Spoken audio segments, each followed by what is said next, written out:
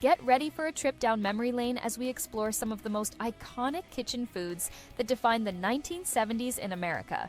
If you've ever wondered what your parents or grandparents used to stock in their pantries, aside from questionable gelatin molds, this is the video for you. We're diving headfirst into everything from Tang to TV dinners, uncovering why these foods became so popular and how they shaped mealtime traditions. Whether you lived through the era or just love a bit of retro nostalgia, you'll find plenty of surprising facts and stories that might make you hungry for a 70s-style dinner party. Number 1. Jell-O salads. This was that vibrant, wiggly dish you'd spot in countless American kitchens during the 1970s.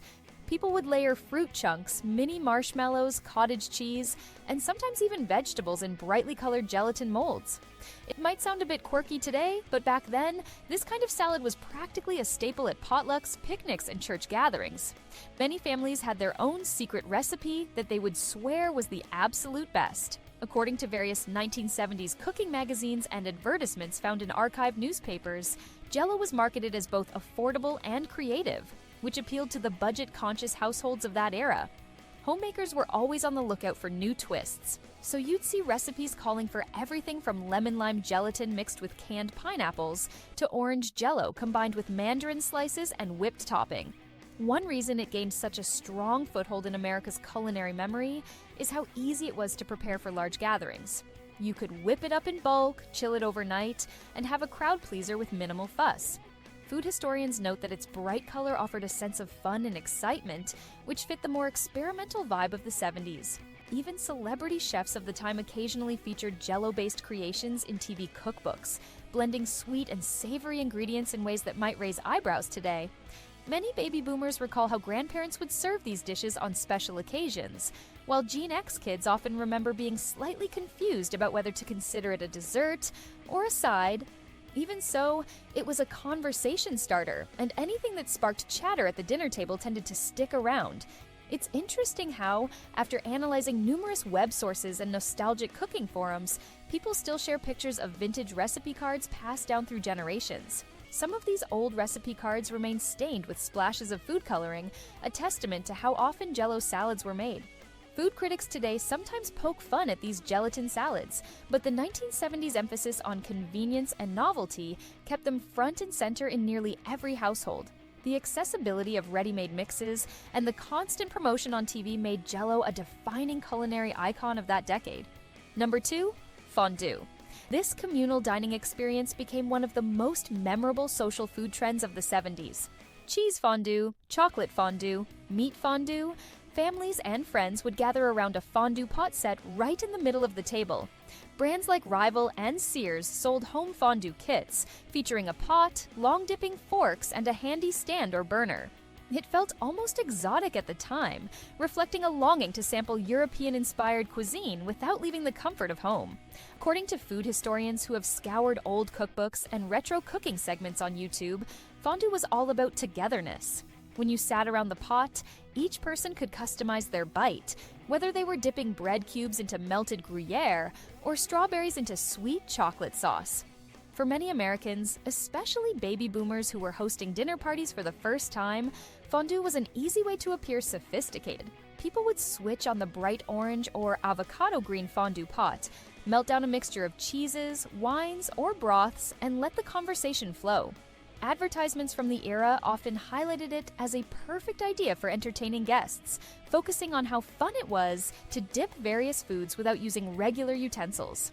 In reality, it also simplified meal prep since everything could be cut up in advance. You'd typically see little chunks of bread in wicker baskets, laid out next to vegetables, and sometimes even different cuts of meat to dunk in hot oil or broth. From the standpoint of product marketing, major department stores frequently ran promotions for fondue sets around the holidays, often bundling them with smaller kitchen gadgets. Fondue nights also paired well with that laid-back 70s vibe, which valued relaxed social gatherings and interactive mealtime experiences. Even though the trend eventually waned in the 80s, it remains a classic memory for those who recall nights spent around a steaming pot of melted cheese, listening to rock and roll in the background, and enjoying the novelty of communal dipping. Number 3. Hamburger helper. This quick-to-make boxed meal defined convenience for many families during the 1970s. It was launched to help stretch a pound of ground beef into a full dinner that could feed a hungry family with minimal effort. There were a variety of flavors, like cheeseburger macaroni and beef noodle, and the brand promised comfort food in a matter of minutes. Because baby boomers were entering the workforce in large numbers, they often had less time to spend on cooking from scratch. That's where Hamburger Helper truly shined. It was affordable, it was fast, and it tapped into a widespread cultural shift toward processed and packaged foods. Commercials from the time showed busy moms happily preparing a big skillet of Hamburger Helper, while kids declared it tasted just like a homemade meal. Newspaper ads analyzed by modern food bloggers reveal that supermarkets frequently put it on sale, making it even more appealing to budget-minded households. People appreciated how it only required a few extra ingredients, like milk and sometimes butter, so you could whip it up spontaneously. The brand's iconic helping hand mascot became recognizable in TV commercials, and the brand expanded with different variations aimed at customizing your dinner. It also reflected a bigger pattern of convenience foods becoming more mainstream, thanks to better packaging technology and an eagerness to simplify daily meal prep. At the time, families were also drawn to the modern designs and futuristic color schemes of product packaging, so Hamburger Helper, with its bright graphics, fit right in on pantry shelves. The dish itself was quite filling, and if you added a salad or a side of vegetables, you had a balanced meal with minimal fuss. As we dug through old home economics textbooks and cooking guides, it became clear that Hamburger Helper often appeared in menu planning sections.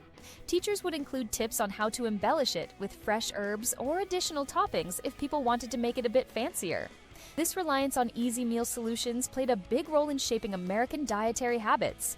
And while some of these products are still around, it's the memory of 70s families counting on that one skillet meal that really stands out. Number 4, Tang.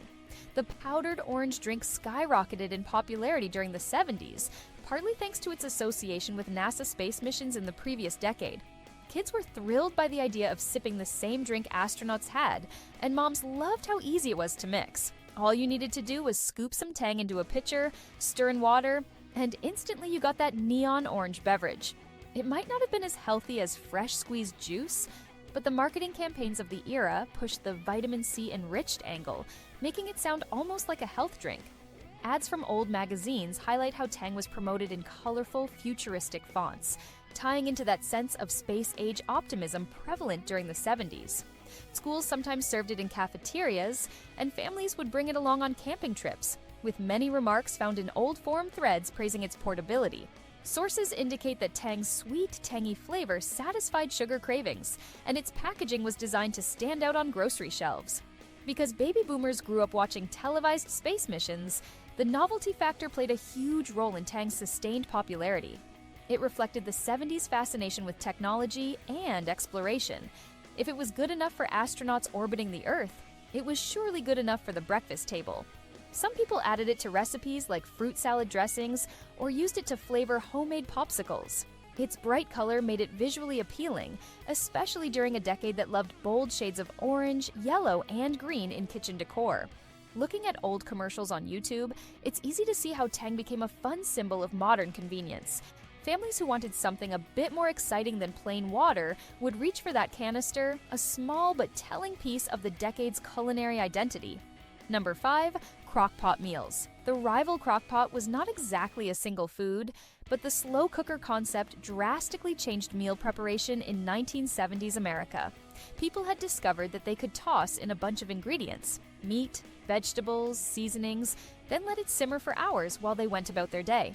By dinner time, there would be a savory stew, roast, or soup ready to serve. This was a lifesaver for working parents, as well as for families that wanted hot, home-cooked meals without spending hours in the kitchen. Many popular cookbooks from that era featured entire sections devoted to slow-cooking recipes, especially since electricity was cheaper than gas in some regions, which made the crockpot an economical choice. Advertisements in old magazines often depicted a mother setting up her crockpot in the morning, then coming home to a perfectly cooked dinner. Brands quickly capitalized on this by creating seasoning packets tailored for slow cooker meals. Researching nostalgic recipes online reveals how these dishes could be as simple as a pot roast with onions, carrots, and potatoes, or as elaborate as a chili con carne. Most families liked how these recipes stretched expensive cuts of meat, making them more tender and flavorful after hours of slow cooking. It also integrated well into the 70s trend of convenience foods, merging the concept of set it and forget it with hearty, comforting meals. The crock-pot craze is reflected in the iconic orange, brown, and harvest gold color schemes of the appliances, which match the decade's kitchen aesthetic. Even holiday gatherings benefited from this device. You'd see people using multiple crock-pots to serve mashed potatoes, gravy, and hot cider all at once. There's something about the slow cooker method that evokes a cozy memory for many baby boomers, possibly because the aroma of a simmering meal would fill the house all day.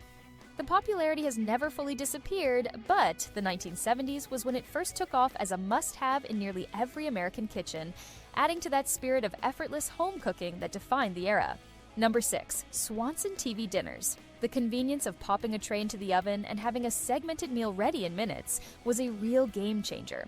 While TV dinners debuted earlier, they solidified their place in 70s culture because people were spending more time working or participating in after-school activities.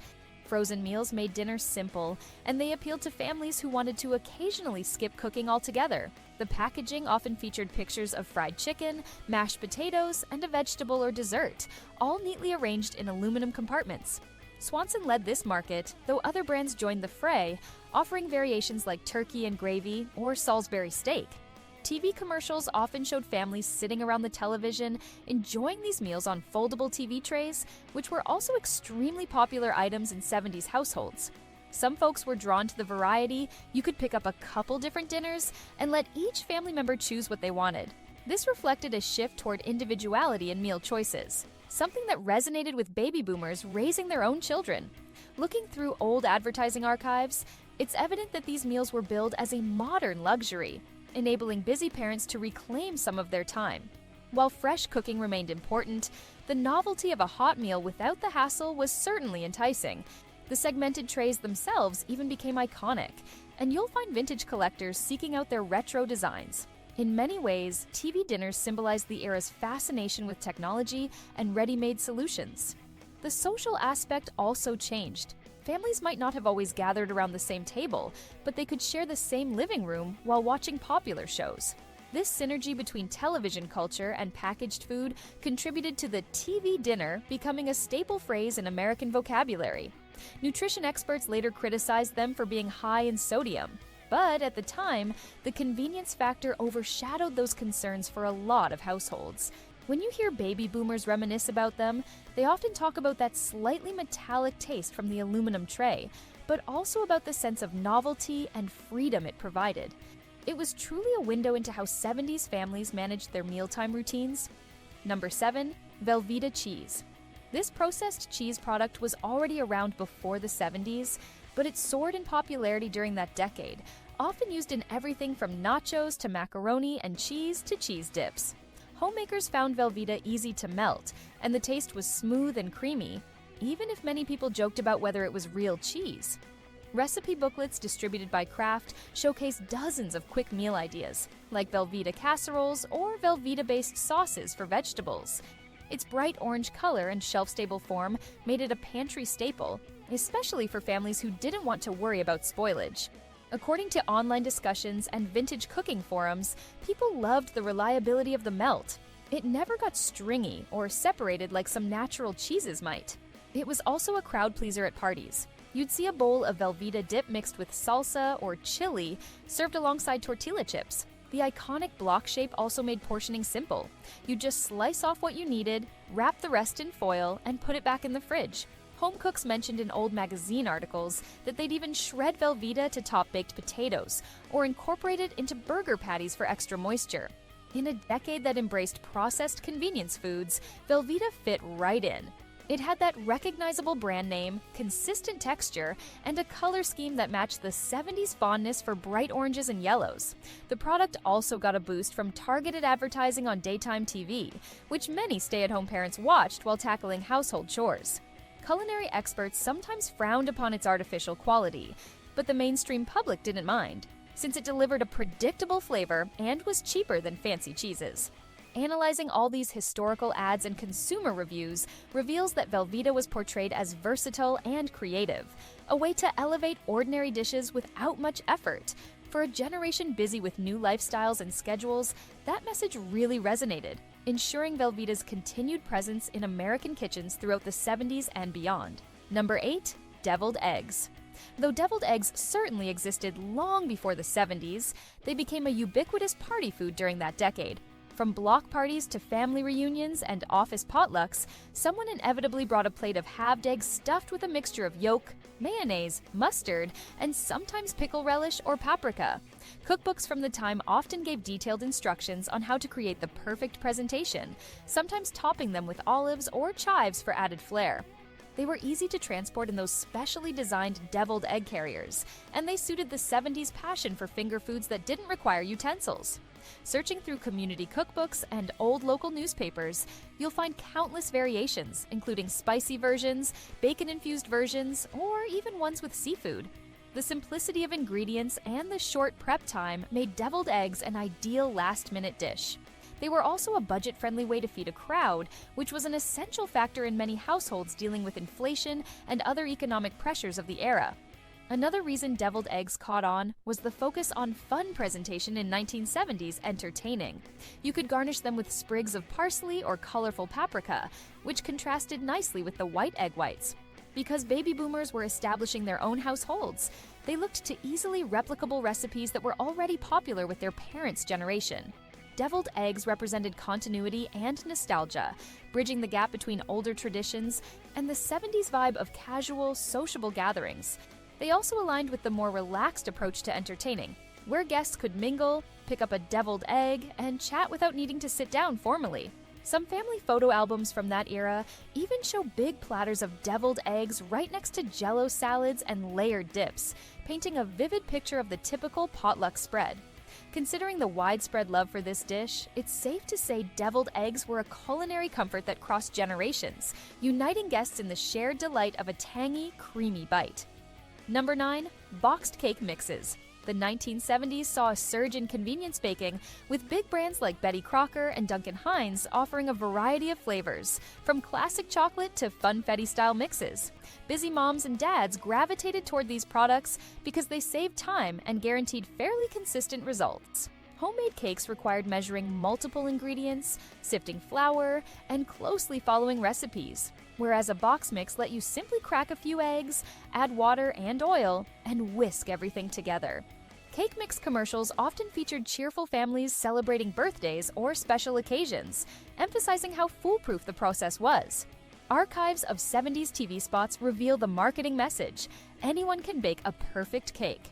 This resonated with an audience that wanted to balance tradition with modern efficiency. Women's magazines also ran countless articles on how to jazz up a boxed mix by adding extra flavor extracts, fruit fillings, or frosting variations. According to analysis of recipe pamphlets from the time, elaborate cakes for baby showers or neighborhood events were frequently constructed using these mixes as a base. Baking at home was still seen as a heartfelt gesture, so the convenience factor didn't detract from the sentiment of offering a homemade dessert. People would store several boxes in their pantry just in case they needed a quick solution for unexpected guests. Another selling point was the ability to let children help with baking, introducing them to the kitchen without overwhelming them with complicated instructions. By bridging the gap between scratch baking and store-bought desserts, boxed cake mixes became emblematic of the 70s approach to food. They were quick, adaptable, and allowed families to maintain a sense of tradition, even if the method was more modern. Many baby boomers still reminisce about licking the batter off the spoon, waiting impatiently for the timer to ring, and watching as their mother or father frosted a cake right on the kitchen counter. It's a memory steeped in warmth and that signature sugary aroma, reminding us how processed convenience foods like cake mixes found a special place in everyday life. Number 10. Kool-Aid. This fruit-flavored drink mix was a staple in 1970s homes, much like Tang, but with an even broader flavor range. Kids loved the colorful packets: cherry, grape, tropical punch, and parents loved the low cost. You dump a packet into a pitcher, add sugar and water, and you got a sweet beverage that could stretch to serve a whole group of kids. The bright red or purple stains on countertops and clothes were practically a rite of passage. Vintage commercials and magazine ads analyzed by nostalgia bloggers show the Kool-Aid Man bursting through walls, promoting a fun-loving and carefree approach to hydration. Grocery stores stocked entire shelves with different Kool-Aid flavors, and the brand frequently ran promotions where you could collect points from the packets to send away for branded merchandise like pitchers or cups. The marketing combined cartoons, catchy jingles, and vibrant colors that captured the essence of the 70s. This was also the era of chain grocery stores expanding nationwide, making Kool-Aid widely available at fairly uniform pricing. Neighborhood lemonade stands often turned into Kool-Aid stands, with kids selling cups to neighbors to earn a bit of pocket change.